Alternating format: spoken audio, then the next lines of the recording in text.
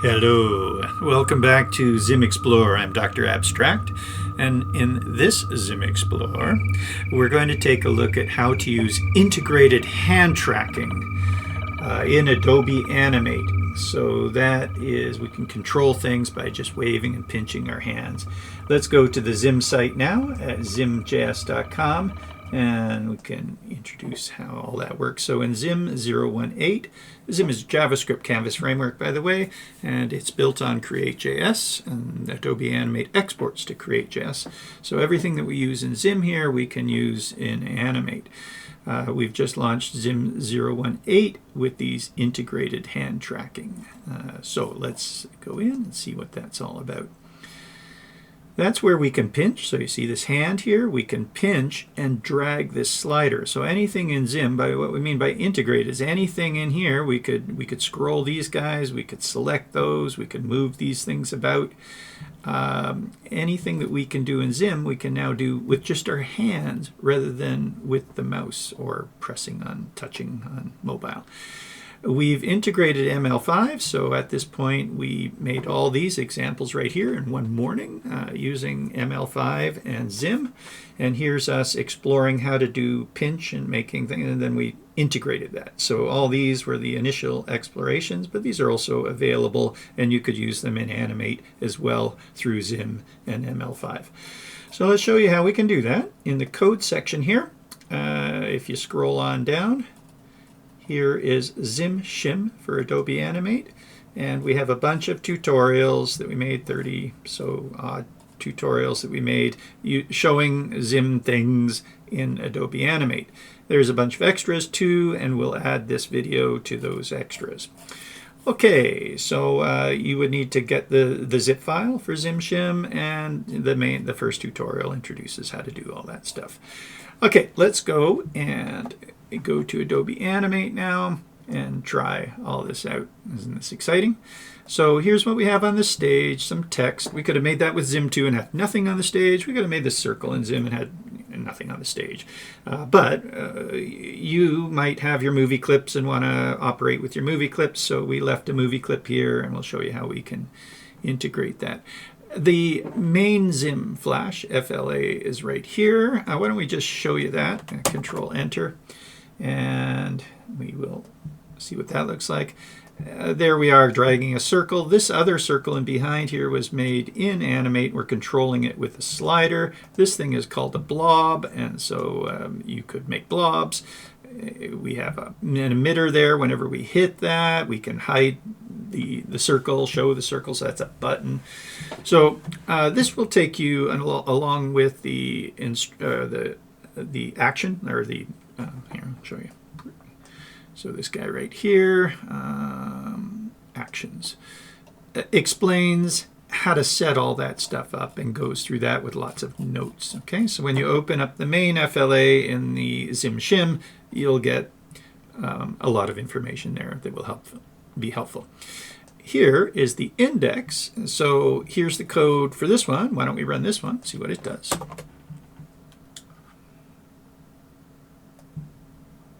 Move balls with right hand finger pinch. And this is ZIM's asking, should we use the camera?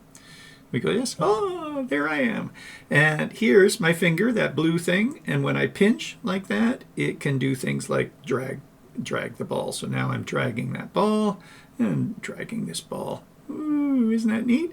So just by waving my hands.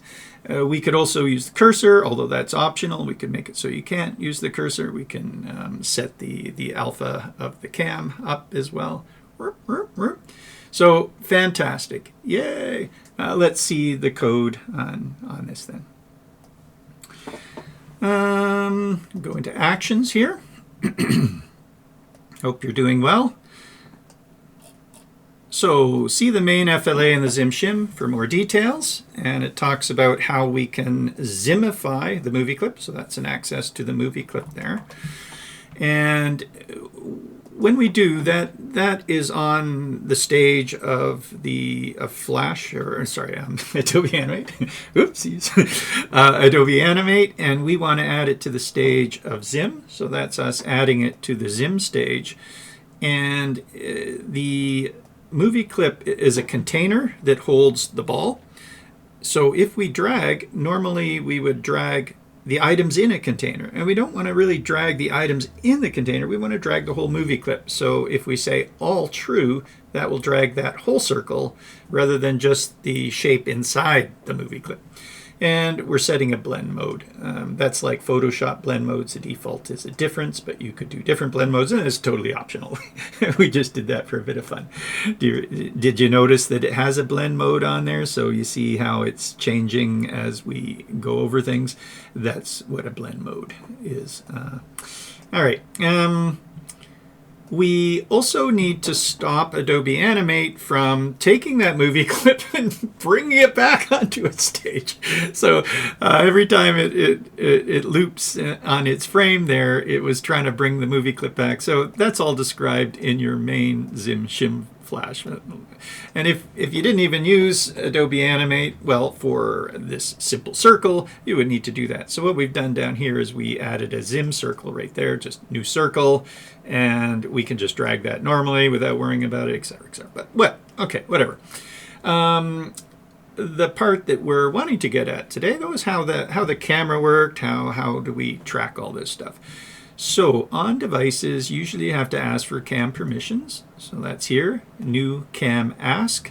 And we're going to show that, and then this is the callback function that will happen once it's been answered. So if they answer yes, then we're going to do this stuff. If they didn't answer yes, then we're going to say, hey, the cam wasn't accepted. Or if there's an error as we access the cam, it pops up a pane saying not accepted. So you don't need to worry about that as boilerplate, just include all this code. So yes, once we've got a cam, we let cam equal that cam. Although we probably could have const cam. Let's see why we did const cam, so save that up. We are making a ZIM circle as well with a drag. Well, it's just for this example. When our cam is ready, so we've made a new cam, that still has to go through the process of activating that. So when it's ready, we're going to call this function right here. We've added an async because ML5. So this, when we bring in, I should show you how we brought that in. Under more settings here on the left, HTML, we're bringing in an import of cam, ZIM shim with cam. And when you import the ZIM shim with cam right there, as opposed to the normal just ZIM shim, then it also brings in the ML5 library. It brings in our ZIM cam library as well, a helper library. Similarly, if we wanted to bring in physics with Box2D, we could, or 3JS, we could. These are different shims that will bring in those things as well. Okay, so we already have the cam because we're running it by bringing in the cam as well. We also have ML5. So we've got a cam. Let's see. Oh, async right here allows us to await for the ML5 library to load up. So that's different than a lot of our activations, but in this case, ML5, it was actually a bit of a tricky thing. The last version of ML5 that we were running when we first launched this didn't need this format, and then they went to ML5 1.1.2 or something like that, and it did need this format, so things broke, and it's like, what's going on? But this is what's going on. They've turned to an async and an await, and fine, so we've incorporated that in here. All right, we've got the cam, scaling it to our stage there. We're centering it. If we make the cam, we could have made, I think that actually automatically scales. But there's different things you can do with the cam. You can use different sizes and ways to scale in. So there is, did we put it in here? Yeah, right here. See the docs under cam there if you want any more information on all of this, how we're using the cam, but it's generally the default here. We're setting the alpha of that cam and we're putting it at the bottom, otherwise it's going to be, the cam would be on top of the things that we've already made. So there you go. We are creating a hand pose from the ML5 library's hand pose. And there's also other poses as well. There's full body poses, face poses, a few others as well. But that's the hand pose. And then we're going to detect the start. and we pass it the canvas. So basically our cam that we've made in ZIM has a canvas that we can access with the get canvas. And that canvas is passed to ML5. So that's what ML5 is analyzing to find out if we're moving at all. Okay. And when we get results back from that, we are hand tracking that. So that's the ZIM cam hand track those results. And that's what causes ZIM to put these little things right here on the hand and activate the pinch.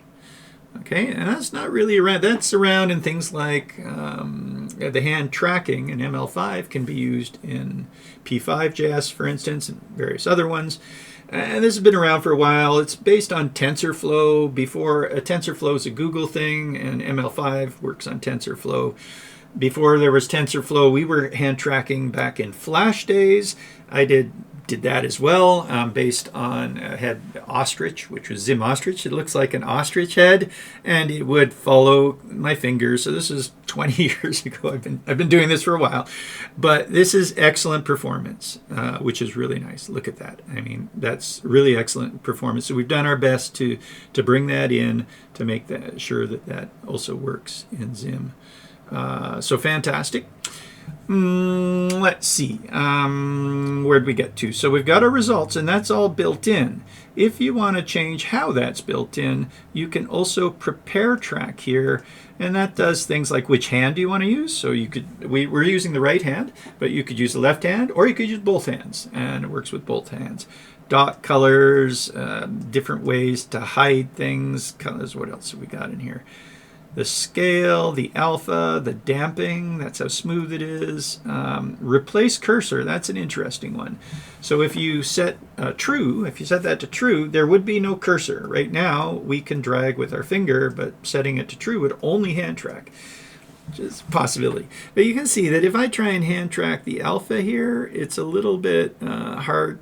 Oh, it just turned off my tracking.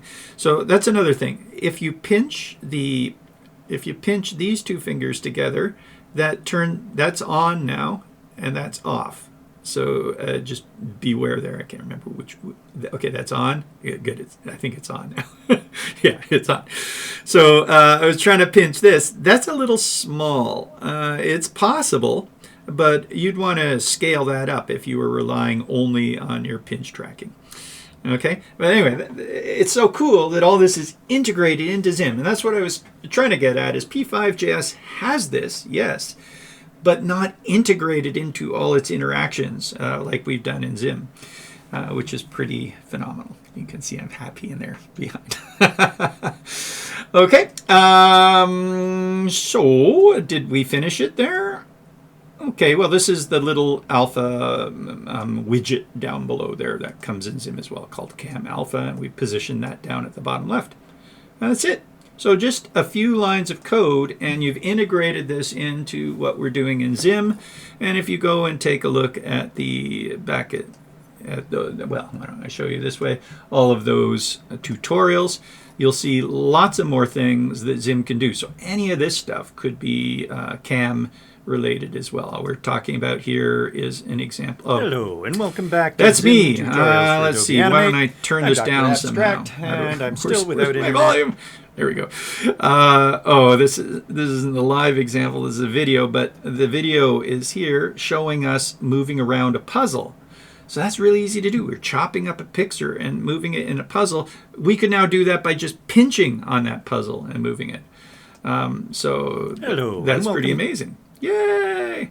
All right, so go take a look through all those tutorials if you're interested in doing more with your Adobe Animate. A lot of people are sort of upset and complaining that Animate is sort of over, or they've stopped releasing new versions and stuff. If you want new versions, if you want new things, come to ZIM. ZIM has 18 versions, and there's all sorts of exciting new things that are in here. In ZIM 017, we introduced all this kind of stuff, like working with Rive, which is a competitor to Animate, so just watch. Watch out there. It might be coming. What was in here? shaders, so working with shaders, you could bring shaders into Animate. That's a lot of exciting things. There we are working in 3D, so we're bringing in 3JS and ZIM or animations from Animate could be in here as well. Okay, so I mean, that's beautiful. Have a look at this. Remember that puzzle that we mentioned? We've just opened up a puzzle here in 3D. So this is ZIM. It could be Adobe Animate working in 3D. Where look at that. We're dragging around that. Isn't that amazing? Okay, so that's called ZIM TextureActives, which was released in ZIM 0.15. In ZIM 0.14, we introduced a store, integrated physics aspects and stuff, etc. Okay, so lots of exciting things happening here at ZIM, and you can find out all about it in the Learn section and see what's happening. I am Dr. Abstract. This has been an Explore. Ooh, yeah, and have a great day or night. Please join us in the forums, zimjs.com/forum, zimjs.com/discord. We would love to hear from you, and all the best. Cheers.